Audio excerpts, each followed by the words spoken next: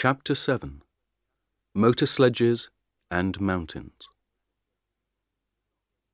Scott had 2 motor sledges now.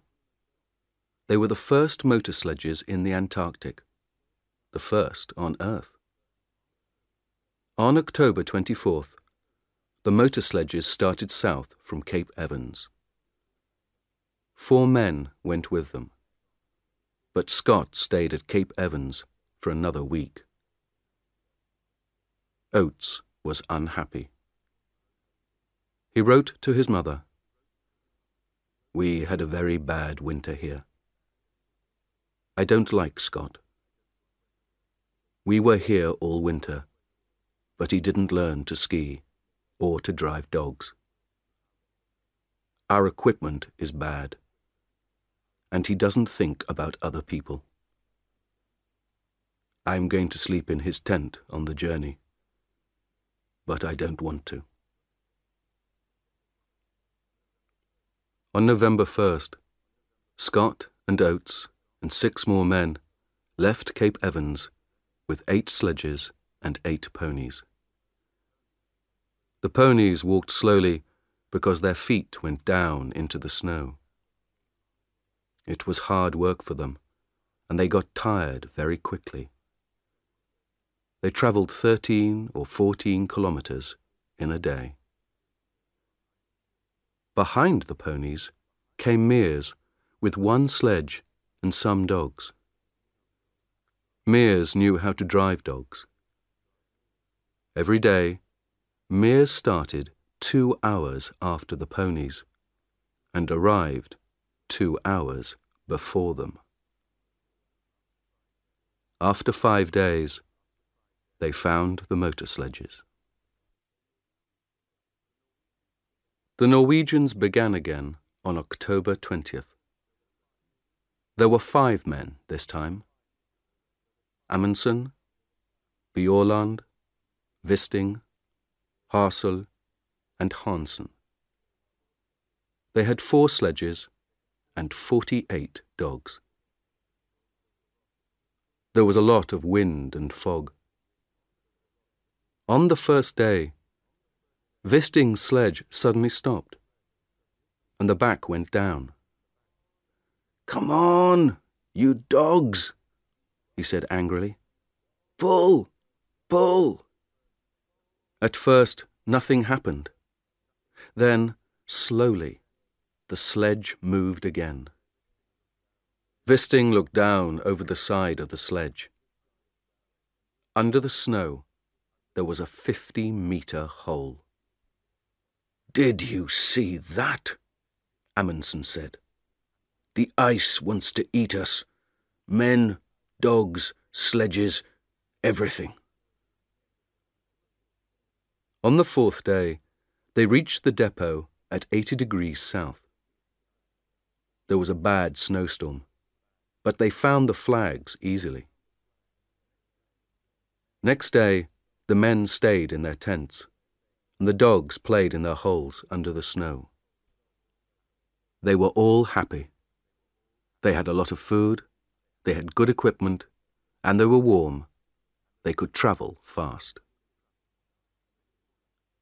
Next morning, the snowstorm stopped, and the journey began again. "Today, everything is wonderful," Bjaaland wrote in his diary. "But where is Scott? In front of us or behind?" There was no one with the motor sledges. They were broken. Scott looked at them angrily. "It doesn't matter," he said. "Teddy Evans and his men are in front of us. They're good men. They're pulling their sledges themselves. We can get to the pole on foot." Oates looked at Mears. Oates and the ponies were tired, but Mears and his dogs were not. The snow was home for them. That night, Oates wrote, 3 motor sledges at £1,000 each. 19 ponies at £5 each. 32 dogs at £1.50 each. Well, it's not my money, it's Scott's. On November 21st, one of the ponies died. On November 11th, the Norwegians saw the mountains. The mountains were very high, some of the highest on earth. Bjaaland smiled. "There is good skiing up there, Roald," he said. "But can dogs get up there too?" "Of course they can," Amundsen said. "Come on." They left Hansen with the dogs and skied a little way up the mountains. It was difficult, but the mountains were big and beautiful. Behind the mountains, Amundsen thought there was a high plateau of ice. "That's it," Amundsen said. "That's the road to the pole. Tomorrow we can bring the dogs and sledges up here. But now, let's have a ski race. Who can get back to camp first?" They laughed and skied happily down the white snow. "This is like home," Bjaaland thought. "But it's bigger than Norway, and better."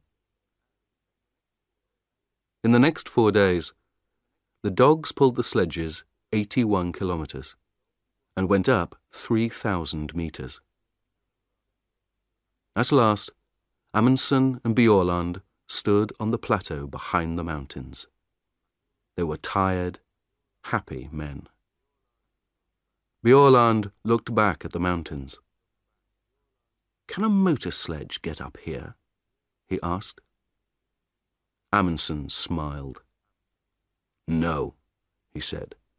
"I don't think so. And Scott doesn't like dogs.